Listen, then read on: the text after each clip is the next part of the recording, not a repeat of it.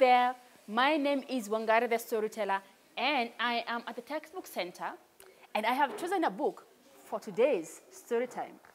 It comes from this book that has amazing, amazing stories. It's called The Treasury of Traditional Stories.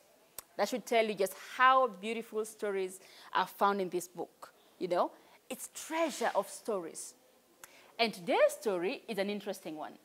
Have you heard someone say, if you lie, your nose will become long? Where do you think this saying came from? Well, if you don't know, today we will find out together. Our story is the story of Pinocchio. Once upon a time, there lived a kind old man called Geppetto. He lived alone in his little house, but he always hoped that one day he would have a family. He worked as a carpenter and loved to make things out of wood. And one day, a friend gave him a strange-looking piece of wood.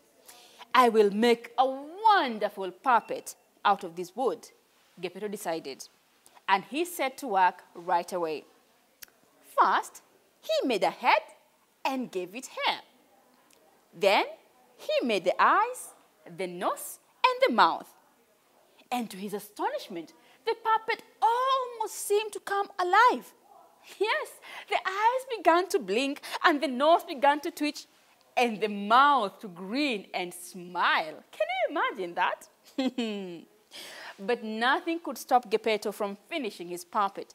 And as he worked, he decided to call his puppet Pinocchio. "That's a fine name for a fine puppet," he said out loud. "Pinocchio it shall be." Geppetto was a clever craftsman, but even he was surprised at just how lifelike his puppet looked. When he was nearly finished, suddenly the puppet began to laugh. Yes, the puppet began to laugh.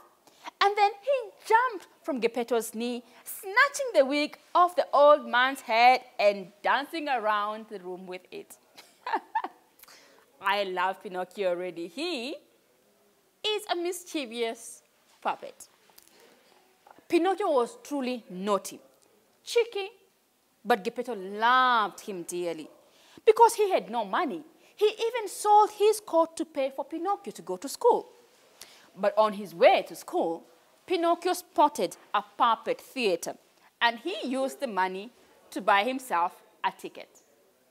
And once inside, little Pinocchio was so excited that he climbed onto the stage. The audience booed him for spoiling the show, and the puppet master was furious. But when Pinocchio said sorry, the puppet master gave him back his money and sent him on his way. He hadn't gone far, however, when Pinocchio met Cat and Fox. Pinocchio foolishly told them all about his money, and the cat and the fox promised him to help him take care of it. "Did you know," said the sneaky cat, "that if you bury your money in the ground, it will grow?"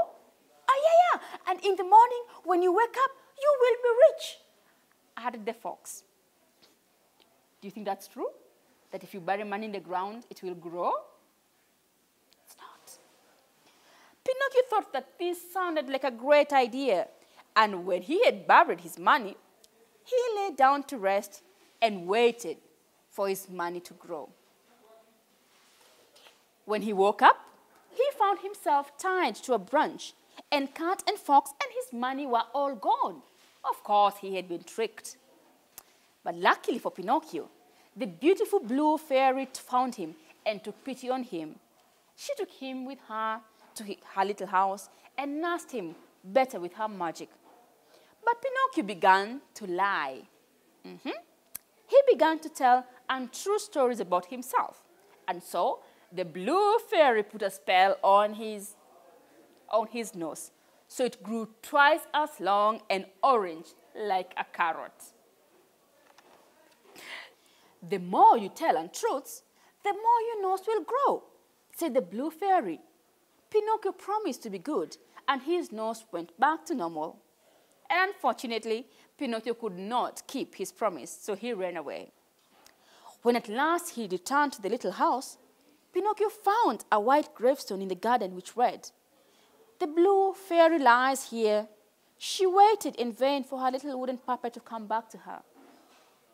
And Pinocchio began to cry. "Dear blue fairy, if you will only come back, I promise to be a good boy." The next day, Pinocchio went to school. He sat at a desk and worked hard on his lesson for a while. But all he wanted to do was to go out and play. "I wish I could find myself a place where there wasn't any school," he said to himself. Now, another boy in the class was just as lazy and naughty as Pinocchio. "Let's go outside to play," he whispered, and the two of them slipped out of class. They did no work at all that day, or the next day, or even the next day after that. But not doing their schoolwork made them very stupid, and they found that they were slowly turning into donkeys. The donkeys were soon sold into a circus, but Pinocchio could not learn any tricks, and he got into everybody's way. None of the other performers would work with him in the ring. And one day, the circus owner made him appear with the elephant. But the elephant lost patience with the stupid donkey and sent him flying to the other side of the ring. The whole act was spoiled. "You are no good to me," said the circus owner, and he chased Pinocchio away. Oh, poor Pinocchio.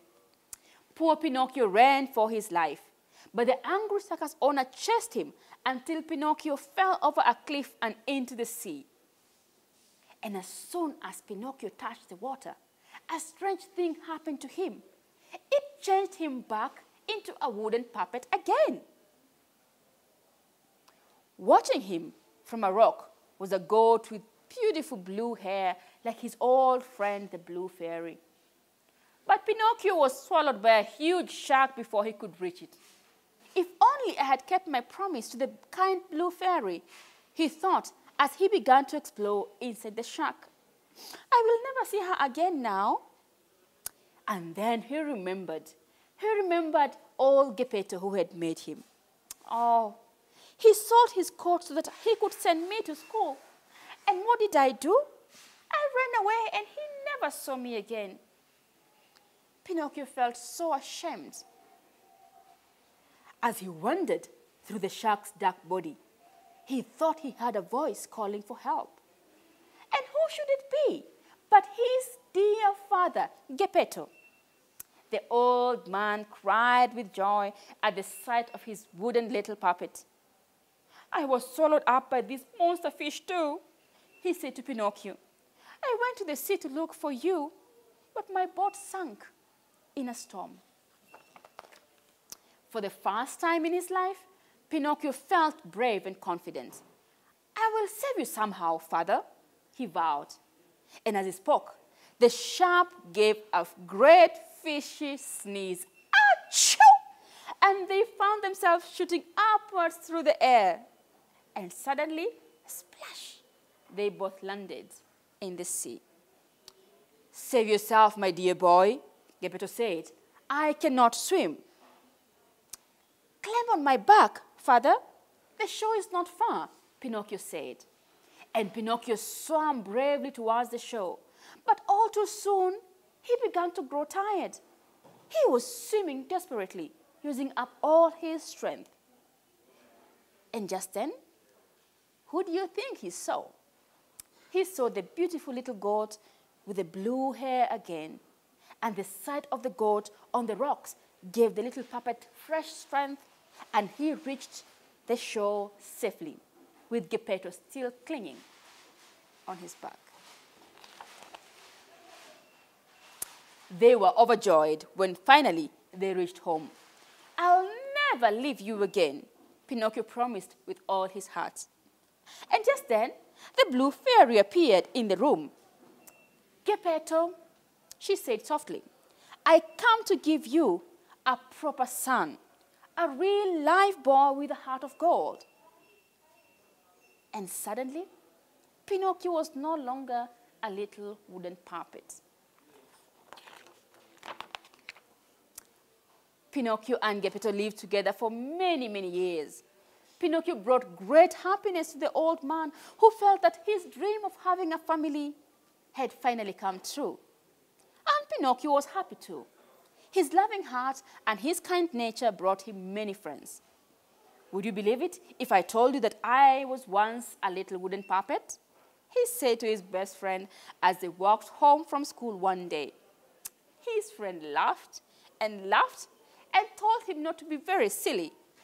Anyone could see that he was a real boy. That is the story of Pinocchio. But remember, if you lie, your nose might just grow longer and orange like Pinocchio's. That was an amazing story, and I hope that you enjoyed it, because I really enjoyed myself when I was reading it. Until next time, see you.